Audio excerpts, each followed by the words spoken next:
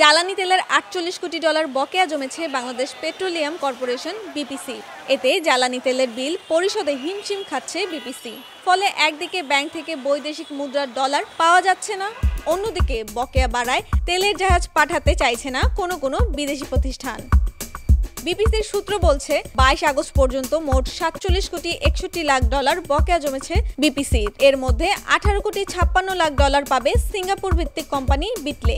চীনের company Unipec পাবে প্রায় ৫ কোটি ৮৬ লাখ ডলার। আরব আমিরাতের ইনক পাবে ৫ কোটি ৭১ লাখ ডলার। ৪ কোটি ৬৯ লাখ ডলার পাবে ইন্দোনেশিয়ার বিএসপি।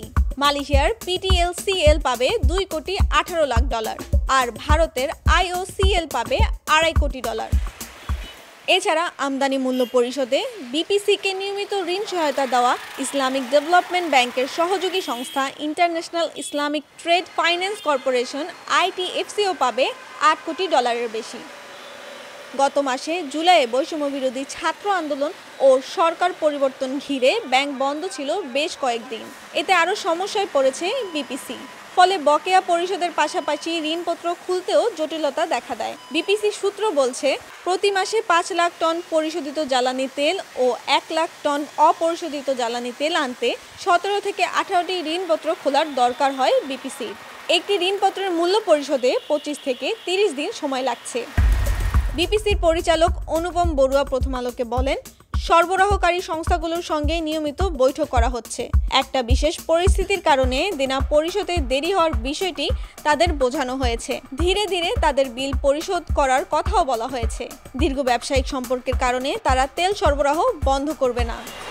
২১ আগস্ট সচিবালয়ের বিশ্ব ব্যাংকের প্রতিনিধিদের সঙ্গে বৈঠক করেছেন বিদ্যুৎ, জ্বালানি ও খনিজ সম্পদ উপদেষ্টা মোহাম্মদ ফাউজুল কবির খান। বিদ্যুৎ ও জ্বালানি খাতে আমদানি বিল ২২০ কোটি ডলার বকেয়া পড়েছে বলে তিনি উল্লেখ করেন। একই সঙ্গে বকেয়া পরিশোধে ১০০ কোটি ডলার প্রদানের জন্য বিশ্ব ব্যাংকে অনুরোধ করেন তিনি। এ বিষয়ে বিশ্ব ব্যাংক জানিয়েছে, আনুষ্ঠানিক প্রস্তাব পেলে তা বিবেচনা করা হবে।